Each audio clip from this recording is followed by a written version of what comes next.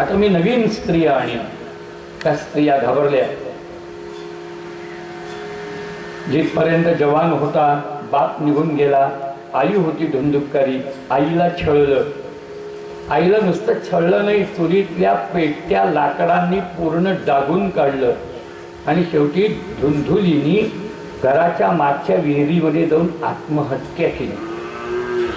चुकीची संतान आश्रय दिल्याबद्दलचं प्रायश्चित्त आई बापाला भोगावं लागतं.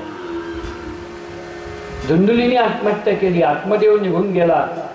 वेश्यांच्या राज्यामध्ये धुंदुककारी राहू लागला. आणि आता शेवटी हा धुंदुककारी या वेश्यांनी एक दिवस खूप दारू पाजून बांधला. घरातले लाकडं त्याच्या उरावर टाकले, त्याला पेटवून दिला, जाळून टाकला, घर पेटवलं, सगळी संपत्ती गोळा केली आणि 5ही वेश्या पळून गेल्या. धुंदुककारी मेला, त्याचा पिशाच झाला, ब्रह्मराक्षस.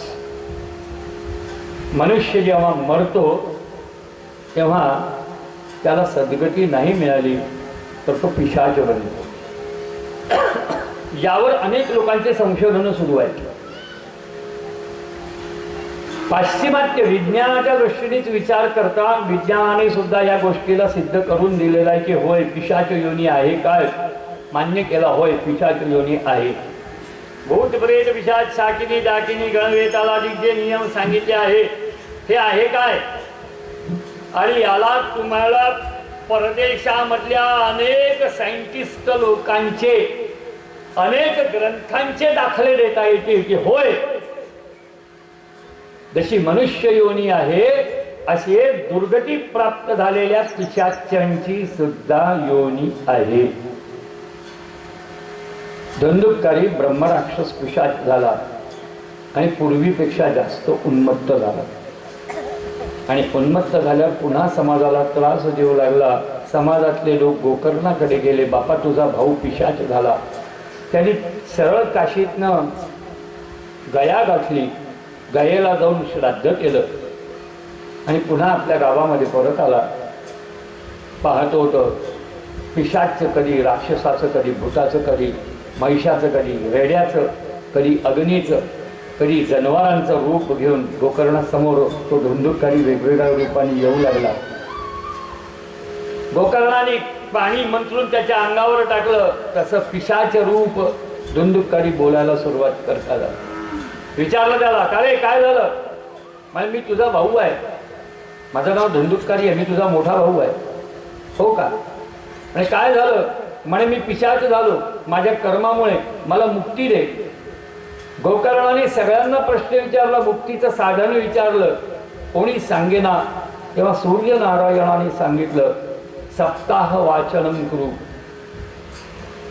सूर्यनारायण म्हणतात भागवताच्या सप्त्याने गोकर्णाला मुक्ती मिळेल. आणि मग गोकर्णाने भागवत कथा सुरू केली आणि सगळ्या गावातले लोक कथा ऐकायला बसले.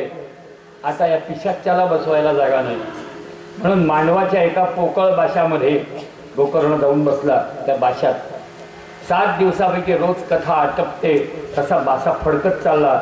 7 दिवसामध्ये 7 बेर बासा फडकला आणि त्याच्यातनं शंखचक्र गदा पद्म धारण केलेला धुंदुककारी प्रगट झाला. गोकर्णाने विचारलं, तू कोण? म्हणे मी तुझा भाऊ. म्हणे अरे तू ब्रह्मराक्षस होता ना? म्हणे होतो. मग म्हणे भागवत ऐकलं ना? धन्या भागवती वार्ता प्रेतपीडा विनाशिनी. खरंच भागवत धन्य आहे, त्याला ऐकल्यामुळे माझं सगळं पाप नाहीसं झालं आणि मला विष्णुरूप प्राप्त झालं. विष्णुरूप प्राप्त झालं हे पहिलं आश्चर्य वाटलं. तेवढ्यामध्ये हरिदास आले, विमान घेऊन आले. म्हणले चला विमानात बसून, हे धुंदुककारी महाराज तुम्हाला वैकुंठाला चालायचं आहे. आश्चर्य वाटलं. गोकर्णाने प्रश्न विचारला, हा माझा भाऊ पिशाच्य आहे आणि म्हणून हा बाशाच्या पोकळीत बसला, ह्याला न्यायला विमान आलं आणि मांडवभर सगळी पब्लिक गावातली भागवत ऐकायला आली. हे चांगले माणसं आहेत, भागवत ऐकायला बसले, यांना नाही आलं विमान? म्हणे यांना या करता नाही आलं कारण यांना ज्या पद्धतीने श्रवण करायला पाहिजे त्या पद्धतीने यांनी श्रवण नाही केलं. म्हणून भागवताचं फल भागवत श्रवण कसं करता त्यावर अवलंबून आहे. मग आता आमच्याजवळ का भागवत श्रवणाचे नियमच नव्हते, म्हणून आम्ही नाही ऐकलं. पब्लिकने सांगितलं गोकर्णाला आम्हाला नियम सांगा. मग गोकर्णाने भागवत ऐकायचे नियम सांगितले. मग पुन्हा दुसऱ्या महिन्यामध्ये गोकर्णाने पुन्हा भागवत लावलं. आणि आता मात्र गोकर्णासह त्याच्या गावामधल्या कुत्र्या मांजरांना न्यायला सुद्धा विमानं आले आणि सदेह गोकर्ण पूर्ण गावासह वैकुंठाला प्राप्त झाला. गोकर्ण स्वतःही उद्धरला, भावाला उद्धरवलं, आपल्या आईवडिलांचा उद्धार केला श्रीमद भागवत कथेमुळे. आणि म्हणून या भागवताचा धर्म आहे की कोणी का असेना, पण या भागवताच्या आश्रयाने जीवाचा उद्धार होतो, एवढं मात्र 100% सत्य आहे.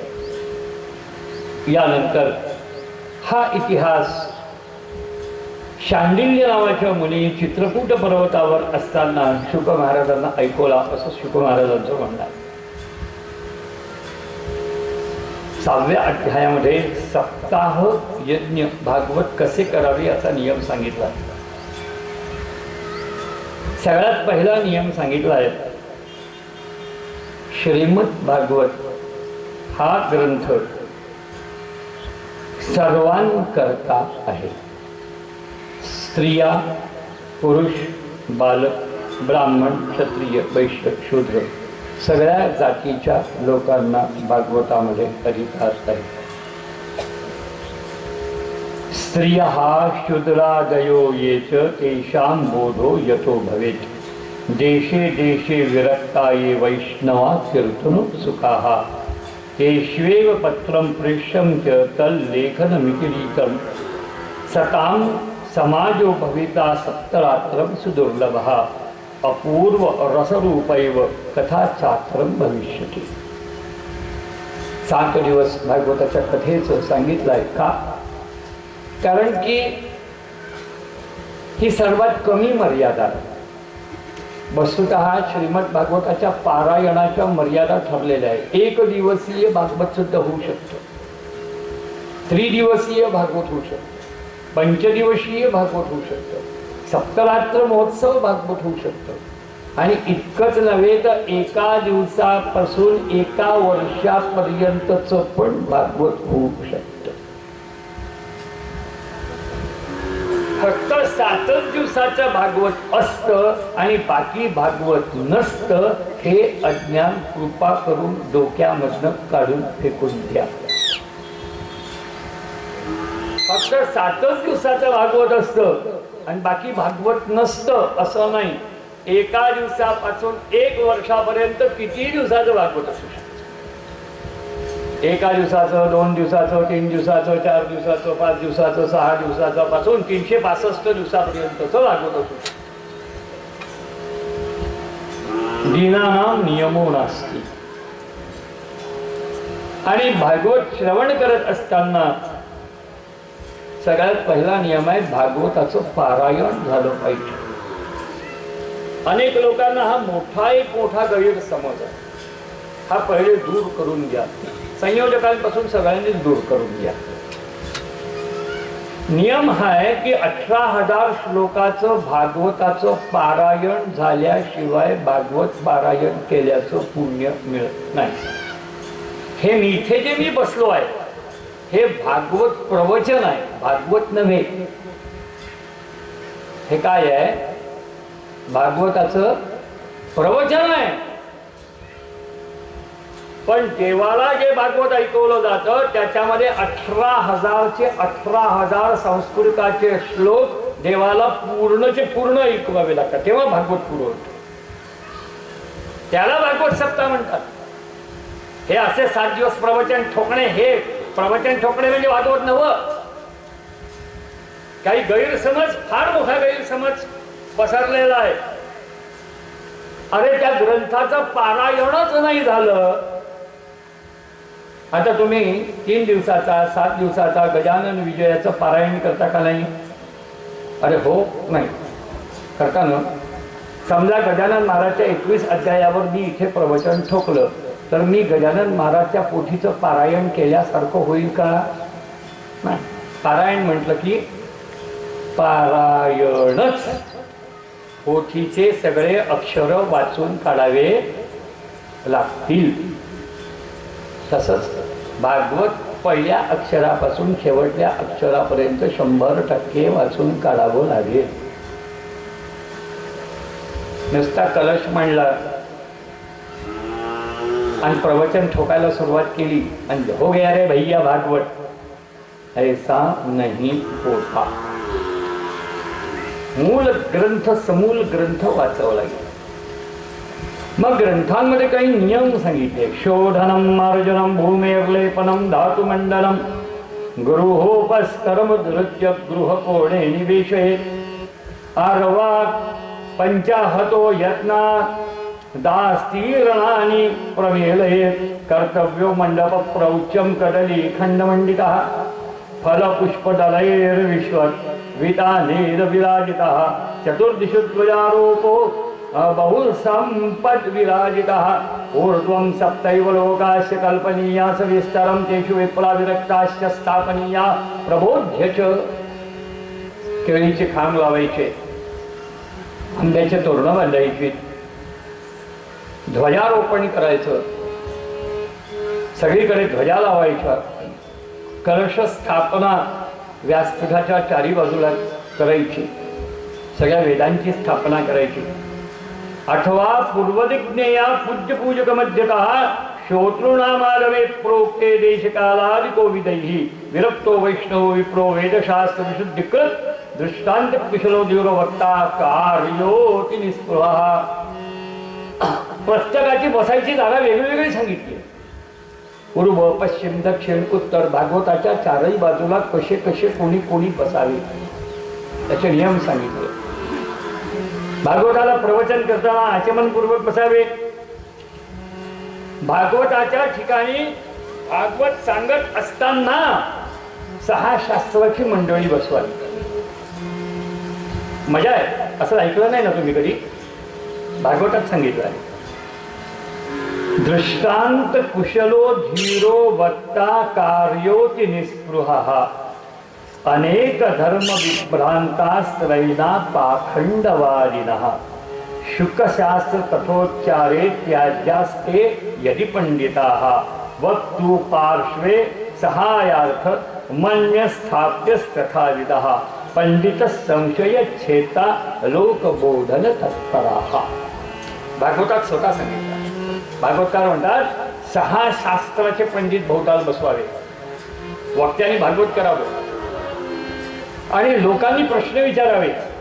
शास्त्र म्हणजे लोकांना सुद्धा शास्त्र आलं पाहिजे, त्यांनी प्रश्न विचारावे आणि त्या प्रश्नाचा या बसलेल्या 6ही शास्त्राच्या लोकांनी आपापल्या ग्रंथानुसार खंडन करावं आणि भागवतकारांनी त्याचं मंडन करावं. असं ते भागवत होतं. तिथे तबलापेटीला स्थान नाही, आऊला स्थान नाही. मूळ भागवत कसं करावं याचे जे भागवतात प्रत्यक्ष जे सांगितलं ते हे असं आहे. आणि भागवत किती वेळ करावं म्हणे सूर्य उगवल्यानंतर जास्तीत जास्त 2 तासच्या नंतर भागवताला सुरुवात करायची. समजा 6ला सूर्य उगवत असेल, 6 ते 7, 7 ते 8, 2 तासात तुमचे दैनिक कार्यक्रम पार पाडावे.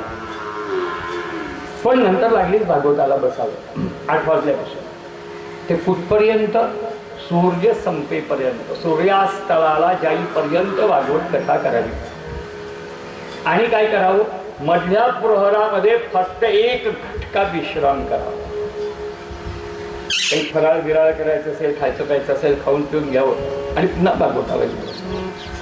ही भागवताची मर्यादा साधारणपणे एकूण 10 तासाची आहे. म्हणून 10 तास रोज असं 60 दिवस भागवताला सामान्य पद्धतीने भागवत ऐकायला बसावे असं शास्त्रात सांगितलं आहे. वक्त्यांनी कसं वागावं, श्रोत्यांनी कसं वागावं त्याचाही नियम सांगितला आहे. वक्त्रा क्षौरम प्रकर्तव्यम दीना गर्वा व्रताप्तये. म्हणजे जो यजमान बसला असतो त्याला भागवत सुरू व्हायच्या पहिल्या दिवशी मुंडन करावं लागते. वक्त्रा क्षौरम प्रकर्तव्य, त्याची हजामत करायची, मुंडन करायचं. त्याने पहिले प्रायश्चित्त घ्यायचं, दीना दरवात प्राप्त ये क्षौर करायचं आणि दुसऱ्या दिवशी स्नान संध्या तर्पण करून गणपती पूजनापूर्वक पितृगणांचं तर्पण करून पापशुद्धी प्रायश्चित्त करून भगवान श्रीहरीच्या मूर्तीची स्थापना करून आणि भगवान श्रीकृष्णाला लक्ष्य करून षोडशोपचार पूजनपूर्वक हातामध्ये अक्षत पाणी घ्यायची असते आणि हातामध्ये अक्षत पाणी घेऊन संकल्प करायचा असतो यजमानाने, सब संसार सागरे मग्नम दीनम मा करुणानिधे कर्म मोह गृहीतांगम माम उद्धर भवार्णवात श्रीमद भागवतस्यापि तत पूजा प्रयत्नतः कर्तव्या विधिना प्रीत्या धूपदीपसमन्वितः ततस्तु श्रीफलं धृत्वा नमस्कारं समाचरे स्तुति प्रसन्न चित्तेन कर्तव्या केवलं तदा श्रीमद् भागवतात् सोऽयं प्रत्यक्ष कृष्ण एव हि श्रीकृतोऽसि मया नाथ मुक्त्यर्थं भवसागरे मनोरथो मदीयोऽयं सफलः सर्वथा त्वया निर्विघ्ने नैव कर्तव्यदासोऽहं तव केशव एवं दीनवचः प्रोच्य वक्तारं चाथ पूजयेत् संभूष्य वस्त्रभूषादि पूजान्ते तं च संस्तवेद शुभरूपं प्रबोधत्य सर्वशास्त्र विशारदाः एतत् कथा प्रकाशेन मदज्ञानं विनाशाय एतदग्रे नियमः पश्चात् कर्तव्ये श्रेयसे मुदा सप्तरात्र निताशक्त्या धरणीय स एव हि वर्णं पंचविप्राणं कथावङ्गनिवृत्तये कर्तव्यं तैर्हरेर्जाप्य द्वादशाक्षरविद्यया। ते सगळे नियम सांगितले आणि त्या नियमानुसार क्षौर करायचं, जमिनीवर झोपायचं, एक अन्न खायचं आणि भागवत सुरू झाल्यापासून आपल्याजवळ एक नारळ घ्यायचं। रोज ते नारळ घेऊन नमस्कार पूर्वक म्हणायचं, संसारे सागरे मग्नम दीनम मा करुणानिधे कर्म मोह गृहीतांगम माम उद्धरम भवार्णव। आणि ते नारळ आपल्या जवळ ठेवून, आपल्या मांडीत ठेवून, आपल्या हातात घेऊन भागवत कथा ऐकावी। भागवत कथा झाली की नारळ पुन्हा देवाजवळ नेऊन ठेवावं किंवा भागवताजवळ ठेवावं, पुन्हा आपल्या त्या कामात जावं। आणि मग शेवटी भागवत संपलं, समाप्तीचा प्रसाद खाल्ला की ते नारळ फोडावं आणि ज्या संकल्पाकरता ते नारळ असेल त्या संकल्पाचं स्मरण करून ते नारळ फोडून तो प्रसाद भक्षण करा। म्हणजे तुमच्या मनच्याही, म्हणजे तुमच्या मनामध्ये जे संकल्प आहे त्या संकल्पाची पूर्तता होते। मग तुम्हाला पुत्रप्राप्तीचा, स्त्रीप्राप्तीचा, विवाहाचा, धनाचा, आरोग्याचा जो संकल्प तुमच्या मनामध्ये असेल त्या संकल्पाची पूर्तता भागवताच्या पहिल्या दिवशीपासून हे फळ आपल्या पोटीत ठेवून ही कथा ऐकावी असं 60 दिवस केल्यानंतर त्या फलाची फलश्रुती प्राप्त होते असं या ठिकाणी सांगितलेलं आहे। कृष्णमुद्दिश्यं मंत्रेण चरेत पूजा विधिं क्रमात प्रदक्षिण नमस्कारान पूजांचे स्तुतिमाचरेत। आणि भागवतकार उठून उभे झाल्याशिवाय आपण उठून उभे राहू नये आणि भागवतकार मंडपाच्या बाहेर निघून गेल्याशिवाय आपण मंडपाच्या बाहेर पाठ दाखवून जाऊ नये। भागवताला रोज प्रदक्षिणा कराव्या म्हणून नियम आहे। भागवत जिथे आपण मंडप बांधतो त्याला अशी व्यवस्था असावी की त्याला प्रदक्षिणा करता येईल। भागवताला प्रदक्षिणा करण्याचं परम पुण्य सांगितलं आहे म्हणून भागवताला तशा प्रदक्षिणा करता याव्या। भागवत साक्षात भगवान श्रीकृष्णाचं स्वरूप सांगितलं आहे। कारण उद्धवाला उपदेश करताना भगवान म्हणाले होते, जेव्हा उद्धवाने सांगितलं की देवा कलियुग लागणार आहे आणि कलियुगाच्या लोकांकरता तुमची जास्त आवश्यकता आहे आणि द्वापार संपता आणि कलियुग सुरू होता तुम्ही निघून चालले, हे बरे नव्हे।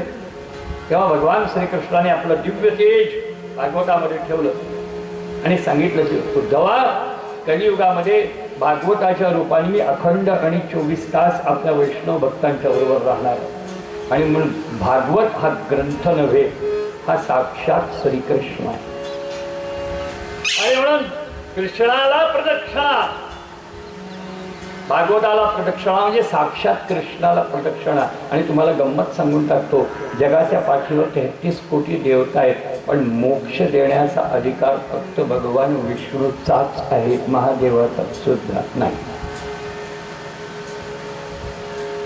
ज्याला मोक्ष पाहिजे आहे तो देण्याचा अधिकार मात्र भगवान विष्णूचा आहे, महादेवाचा पण तो अधिकार नाही। तुम्हाला यावं लागेल विष्णूच्याच पाहिजे। आणि म्हणून तुम्ही जिथे जिथे मोक्षाचे स्थान मानले त्या त्या ठिकाणी भगवान विष्णूचे चरण आहे. गया नाव ऐकलंय? गया नाव ऐकलंय? तिथे पितरांचे पिंडदान होतात, ऐकलंय? का बरं होतात? कारण त्या ठिकाणी गयासुराला आपल्या पायाखाली तुडवणाऱ्या भगवान विष्णू गया गदाधर देवतेचे चरणचिन्ह आहे. पंढरपूरला गेले, विष्णुपाद पाहिले. पंढरपूरला गोपालपूरला जाताना, नावेमधनं जाताना नारद मंदिराच्या पुढे तुम्हाला भगवान श्रीकृष्णाचे चरणचिन्ह दिसतील. जनीबाईला जिथे फासावर लटकवलं होतं त्याच्या अलीकडे भगवान विष्णूचे पांडुरंगाचे चिन्ह हे तिथे आहेत आणि अनेक गायी राखल्याचे चिन्ह, गायीचे सुद्धा पायाचे चिन्ह, खूप सारे चिन्ह त्या परिसरामध्ये उमटलेले आहेत. वृंदावनाला गेले तर गोवर्धन पर्वतावर भगवान श्रीकृष्णाच्या बाललीलेचे चरणचिन्ह उपलब्ध आहेत.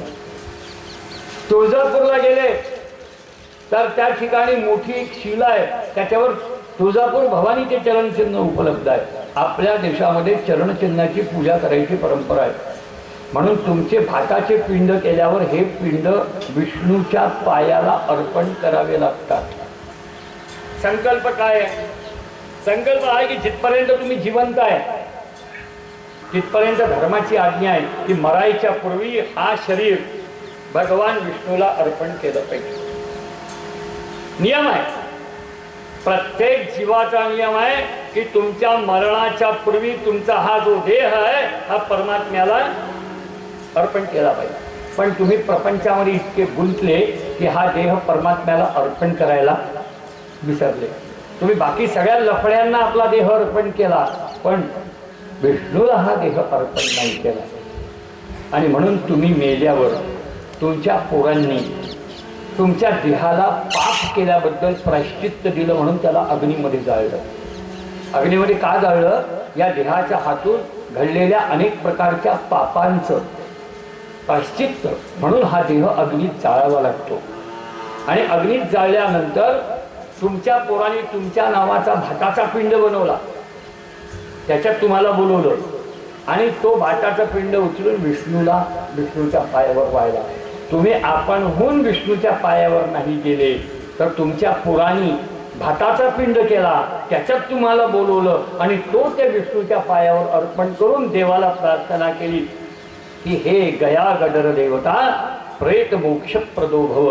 तू ह्या माझ्या बापाला जन्मभर यांनी कोणाच्या बापाचं ऐकलं नाही तरी माझा हा बाप आहे आणि म्हणून मी तुला प्रार्थना करतो की या माझ्या बापाला तू आपल्या चरणाचा आश्रय दे. जीवाचा एक धर्म की त्यांनी भगवान श्रीहरीचे चरणी आपल्या स्वतःला अर्पण करावे. जिवंतपणी नाही केलं, मेल्यावर पोट्ट्यांनी करावे. मेला तर भाताचे पिंड करावे, त्याच्यात त्याला बोलवावं आणि ते विष्णूच्या पायावर, पण मरावे तरी विष्णूच्या पायी अर्पण करावे. कारण मोक्ष देणारी देवता भगवान श्रीकृष्णा व्यतिरिक्त दुसरी कोणी नाही. म्हणून ब्रह्मचर्याने राहावं, जमिनीवर झोपावं, कथा समाप्ती झाल्यावर पत्रावळीवर जेवावं.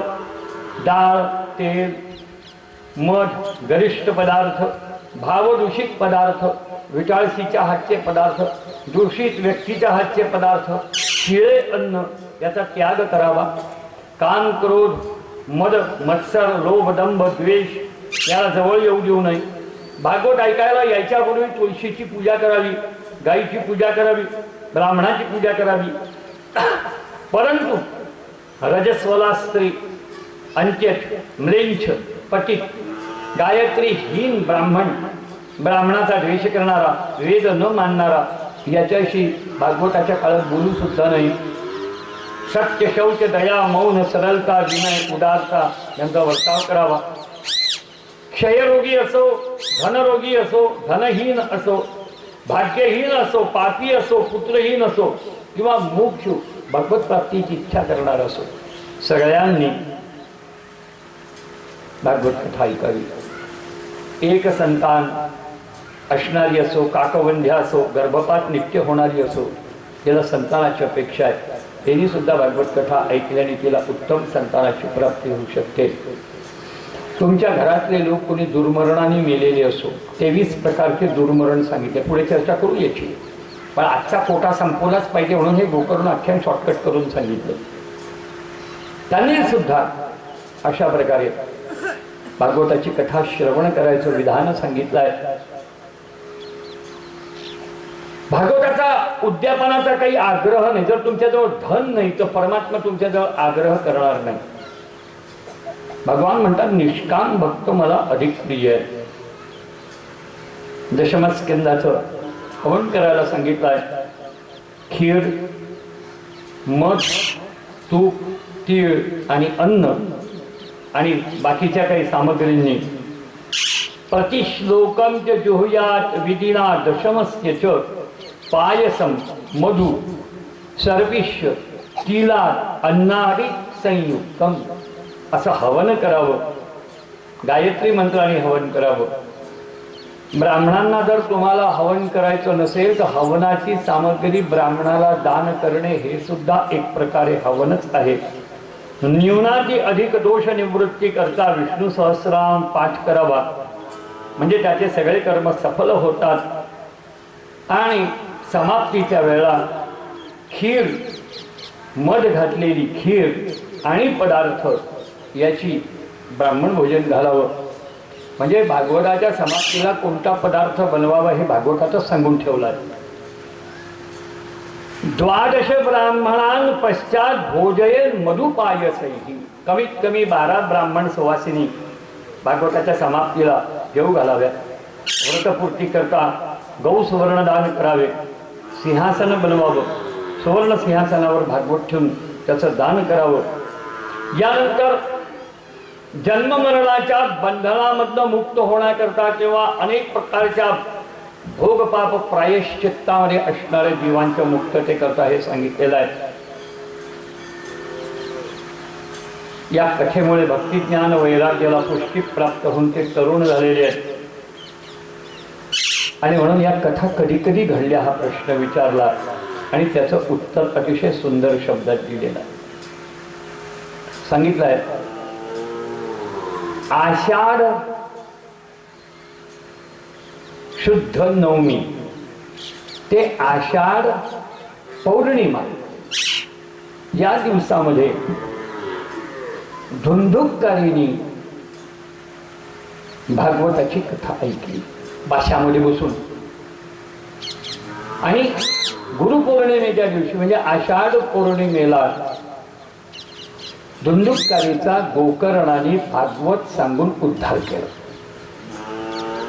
पण गोकर्णाच्या भागवताला जे मनुष्य सगळे आले होते श्रोता त्यांचा उद्धार नव्हता झाला.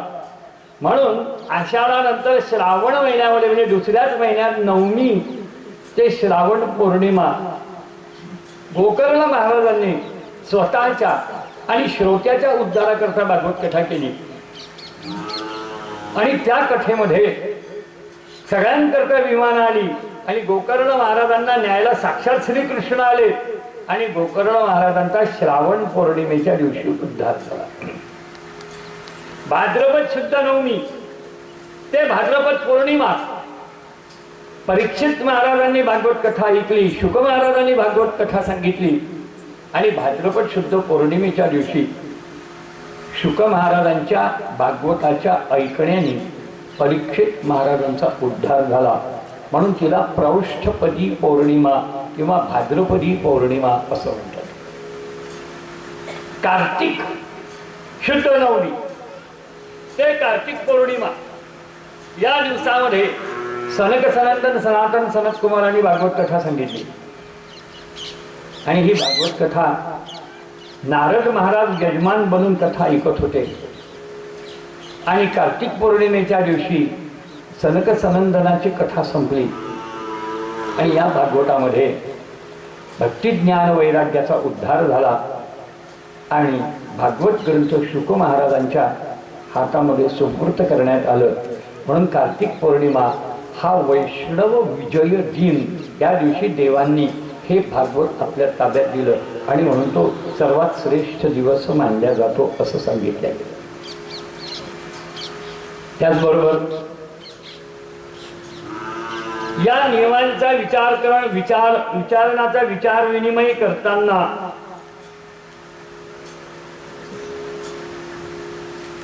ही कथा सूत महाराजांनी शौनकाधिक 88,000 ऋषीमुनींना सांगितली आणि या कथेने सगळ्या शौनकाधिक मंडळींचा उद्धार झाला.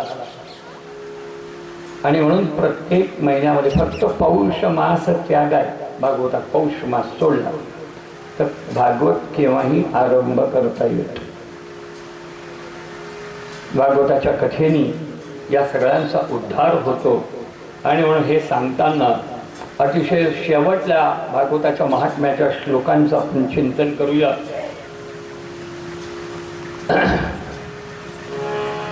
इत्थे तत्ते समाख्यातं यत्पृष्टोऽहं त्वया नघ कलौ भागवती वार्ता भवरोगविनाशिनी कृष्णप्रियं सकलकल्मषनाशनं च मुक्तेक हेतुमिह भक्तिविलासकारी सन्तकथानकमिदं पिबतादरेण लोके हि पार्थपरिशीलन सेवया किम् स्वपुरुषमपि वीक्षपाशहस्तं भजति यमः किल तस्य करणमूले परिहर भगवत्कथासु मत्तान् प्रभोरहमन्यन् नृणां न वैष्णवानाम् असारे संसारे विषयविषसङ्गाकुलधियः क्षणार्धं क्षेमार्धं पिबत शुकगाथातुलसुधां किमर्थं व्यर्थं भो व्रजत कुपथे कृत्सतिसितकथे परीक्षित साक्षी यत्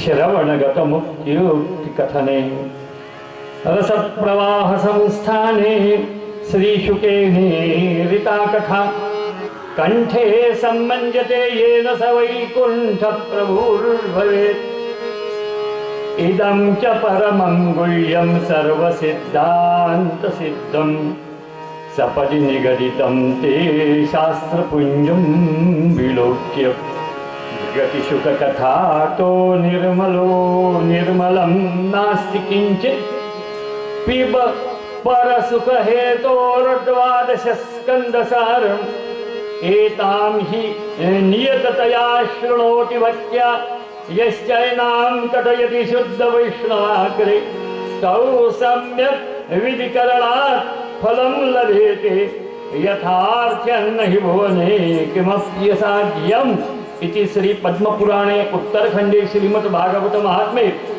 श्रवणविधिकथनं नाम षष्ठोऽध्यायः. श्रीकृष्णचन्द्रार्पणमस्तु. सप्ताहम् इदं श्रीमद्भागवत महात्म्यं. हरि ओम तत्सत् ब्रह्मार्पणमस्तु. या नियमानुसार भागवताच्या महात्म्याचे पद्मपुराणाच्या उत्तरखंडाचे 6 अध्याय गोकर्ण महात्म्य असलेले हे पहिले सांगावेच लागतात.